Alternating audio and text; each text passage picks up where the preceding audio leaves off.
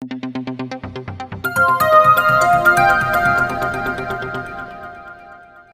केम छो दर्शक मित्रों અને સ્વાગત છે આપણી ચેનલ ગુજ્જુ ઇન્ફોર્મરમાં। તો દર્શક મિત્રો આજે આપણે જાણવાના છીએ સરકારની નવી એક યોજના વિશે મિત્રો। તો જે યોજના છે આપણા ખેડૂત મિત્રો માટે, તો આ યોજનાનું નામ છે સનેડો સહાય યોજના 2024 મિત્રો। તો શું છે આ સનેડો સહાય યોજના 2024 મિત્રો, એની સંપૂર્ણ માહિતી આપણે આ વિડીયોમાં આપવાના છીએ। વિડીયોને સ્કીપ કર્યા વિના જોજો મિત્રો, એટલે તમને ખબર પડે કે આ શું છે યોજના અને એનો લાભ આપણે કેવી રીતે લઈ શકીએ છીએ મિત્રો। ચાલો વિડીયોમાં। તો સૌથી પહેલાં જાણીએ મિત્રો કે આ સનેડો સહાય યોજના શું છે મિત્રો।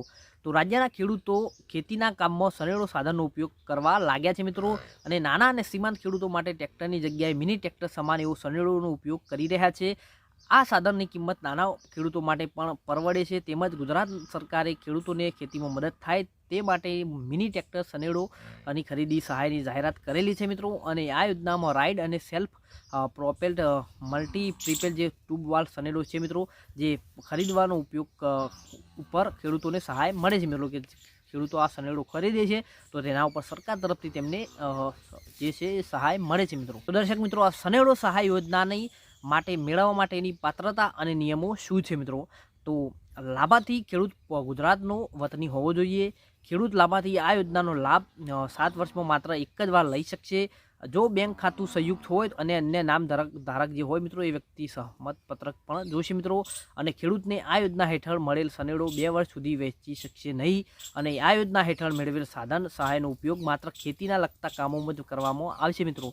અને આ સનેડો પેસેન્જર વાહન બનાવી શકાશે નહીં, અને તેનો ઉપયોગ પેસેન્જરના પરિવહન કરવા માટે થશે નહીં મિત્રો। તો આ એના નિયમો છે અને જે મેળવવાની પાત્રતા છે એ છે મિત્રો। આગળ જાણીએ દર્શક મિત્રો કે આ યોજનાનો લાભ લેવા માટે આપણે કયા ડોક્યુમેન્ટની જરૂર પડશે। તો ઓનલાઈન અરજી સહીવાળી નકલ થતાં સંયુક્ત ખાતેદાર કિસ્સામાં બાંહેધરી પત્રક જોઈશે, 7/12/8ની નકલ જોઈશે અથવા વન અધિકારી પત્રકની નકલ જોઈશે, બેંક પાસબુકની નકલ અથવા રદ કરેલ ચેક જોઈશે મિત્રો, આધાર કાર્ડની નકલ જોઈશે, અને કબૂલાતનામું અને સ્વઘોષણા પત્રક, લાભાર્થી ડ્રાઇવિંગ લાયસન્સ ધરાવતો હોવો જોઈએ।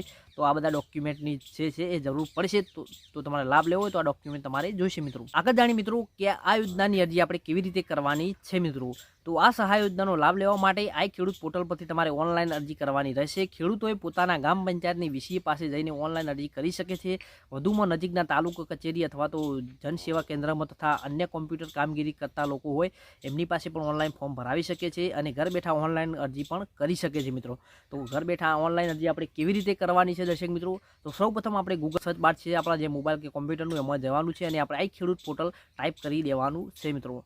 જે પરિણામ આવે તેમાંથી જે છે ઓફિશિયલ વેબસાઇટ ખોલવાની છે મિત્રો આ ખેડૂત પોર્ટલની। આ ખેડૂત વેબસાઇટ છે મિત્રો, ખોલ્યા પછી તમારે યોજના પર ક્લિક કરવાનું છે, તમને જોવા મળશે ઉપર। એના પછી તમારે શું કરવાનું છે, કમ નંબર 1 પર આવેલી ખેતીવાડીની યોજનાઓ છે એને આપણે ખોલી દેવાની છે મિત્રો। એના પછી ખેતીવાડી યોજનાઓમાં વિવિધ તમને યોજનાઓ જોવા મળશે, જેમાં રાઇડ અને સેલ્ફ પ્રોટેક્શન મલ્ટીપલ ટ્યુબવાલ સનેડો પરની જે યોજના છે મિત્રો, એના પર આપણે ક્લિક કરી દેવાનું છે મિત્રો। એના પછી આપણે શું કરવાનું છે, જેમાં રાઇડ અને સેલ્ફ પ્રોટેક્ટ મલ્ટીપ્લેયર જે ટ્યુબ સનેડો છે મિત્રો, એ બધા બાર અરજી કરો એના ઉપર આપણે આપી દેવાનું છે। અને આપણે જે છે અરજીનું ફોર્મ જોવા મળશે તમને, એ ફોર્મ આપણે ખોલવાનું છે। હવે તમારે જે રજિસ્ટર અરજદાર હશો તો તમારે રજિસ્ટર ખોલી દેવાનું છે, નહીં તો આપણે નવું રજિસ્ટર કરી દેવાનું છે મિત્રો। અને જે કેપ્ચર કોડ હશે એ નાખીને આપણે સબમિટ પણ કરી દેવાનું છે મિત્રો। પછી આપણી આઈડી અંદર ઓપન થઈ જશે મિત્રો। એના પછી ખેડૂત ઓનલાઈન ફોર્મ સંપૂર્ણ ચોકસાઈપૂર્વક માહિતી ભરવાની છે મિત્રો। જે આપણે સંપૂર્ણ માહિતી હોય પૂરેપૂરી આપણે કમ્પ્લીટ ભરી દેવાની છે મિત્રો। અને લાભાર્થી ખેડૂતે ફરીવાર બધી વિગતો આપણે ચેક કરી દેવાની છે મિત્રો, એટલે આપણે કોઈ ભૂલ ના થાય મિત્રો। અને પછી આપણે એપ્લિકેશન કન્ફર્મ કરવાનું રહેશે મિત્રો। અને પછી એપ્લિકેશન કન્ફર્મ કર્યા પછી કોઈ પણ જાતનો સુધારો નહીં થાય એ તમારે ધ્યાન રાખવાનું છે મિત્રો। તો આપણે બધી ધ્યાનપૂર્વક એપ્લિકેશન આપણે સંપૂર્ણપણે ધ્યાનપૂર્વક ભરવાનું છે મિત્રો। અને અરજી પૂર્ણ થશે પછી એના પછી છેલ્લે આપણે અરજી નંબરનો જે પિન હોય મિત્રો, એની આપણે પિન કાઢી લેવાની છે અને આપણી પાસે રાખવાની છે મિત્રો, જે આપણે છે એ જરૂર પડશે આગળ।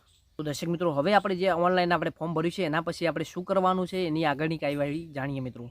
તો ઓનલાઈન અરજી કરતી વખતે અરજદાર ખેડૂત દ્વારા જે અધિકૃત થયેલા સનેડા વેપારીનું જે આપણે ફોર્મ ભર્યું છે મિત્રો, દુકાનની માહિતી રહેશે એ બધી આપણે જે લેવાની છે મિત્રો। અને આ ખેડૂત પોર્ટલ પર જે દર્શાવેલા સરકાર માન્ય દુકાનદાર વેપારી વેન્ડો પાસેથી જ આપણે સાધન ખરીદવાનું રહેશે મિત્રો। અને સનેડાની ખરીદી બાદ દુકાનદાર વેપારી વેન્ડોર પાસેથી બિલ અવશ્ય મેળવી લેવાનું છે, એટલે આપણે બિલ જરૂર લેવાનું છે। આ સાથે સનેડામાં લગાવેલા એન્જિનના બિલની નકલ પણ લેવાની છે મિત્રો।